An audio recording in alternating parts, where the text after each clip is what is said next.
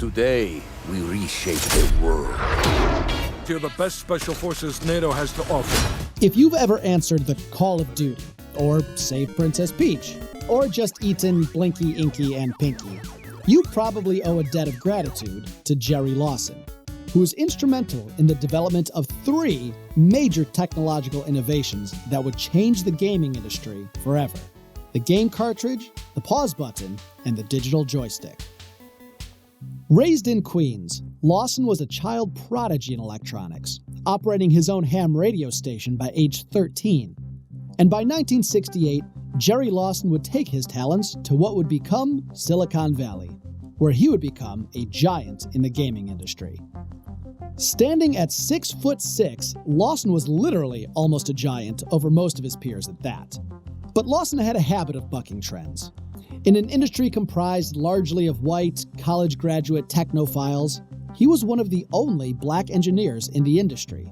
And while he did attend both Queens College and City College for a time, he never received a degree.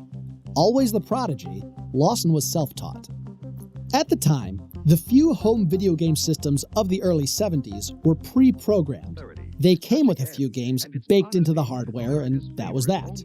But as an engineer at Fairchild Camera and Instrument, Lawson and his team had the eureka moment, developing a console that allowed you to play unlimited games, just with the swap of a cartridge, the Fairchild Channel F in 1976. While we take changing games now for granted, it was revolutionary at the time, as was its rather handy hold mechanism, the first pause button, and the first digital joystick, with 8 directions at your control. Plug in a new video cart and change the fun. Play tic-tac-toe, shooting gallery, or just doodle. Switch video carts and play Desert Fox. Channel F, the one with all the fun.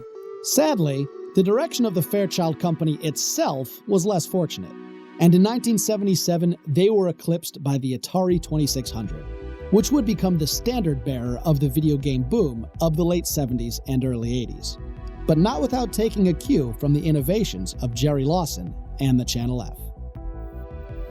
With the video game crash of the mid-80s, Lawson had largely gotten out of the industry, and it wouldn't be until this last decade that his accomplishments began to become more celebrated.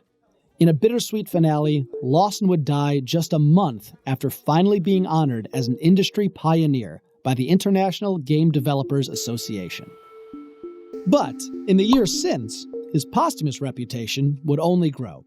An Xbox Gaming Hero Award at the Independent Games Festival, a Netflix documentary feature, and now, just this year, the establishment of the Gerald A. Lawson Endowment at the University of Southern California to fund Black and American Indian students' careers in gaming, ensuring that his legacy lives on for the next generation of video game innovators. For the record, I'm Ari Goldberg.